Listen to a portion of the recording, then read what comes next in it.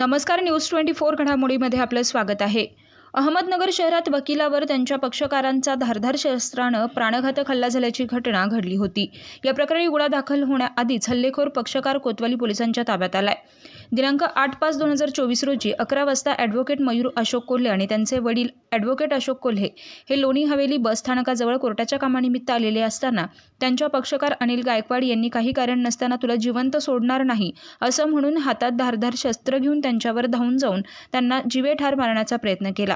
यामध्ये अशोक कोल्हे यांच्या डाव्या गालावर तसेच डोक्याला गंभीर दुखापत झाली असून त्यांच्यावर मॅककेअर हॉस्पिटल अहमदनगर येथे ICU विभागात औषध उपचार चालू आहेत. या घटनेची माहिती पोलीस अधीक्षक राकेश ओला यांना कळताच त्यांनी या आरोपीला अटक करण्याबाबत सूचना केल्या. त्यानुसार पोलीस निरीक्षक प्रताप दराडे यांनी गुन्हे शोध पथकाला तात्काळ या घटनेची माहिती देऊन या आरोपीस अटक करण्याच्या सूचना दिल्या.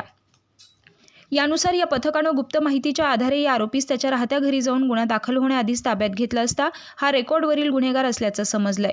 तरी या प्रकरणी आरोपी अटक केल्यानंतर कोतवाली पोलीस ठाण्यात गुन्हा दाखल झाला असून पुढील तपास पोलीस निरीक्षक योगिता कोकाटे या करत आहेत. ही कारवाई पोलीस अधीक्षक राकेश ओला, अप्पर पोलीस अधीक्षक प्रशांत खैरे, उपविभागीय पोलीस अधिकारी अमोल भारती यांच्या सूचना आणि मार्गदर्शनाखाली करण्यात आली आहे. प्रतिनिधी स्वामी गोसावी, न्यूज 24 घडामोडी, अहमदनगर.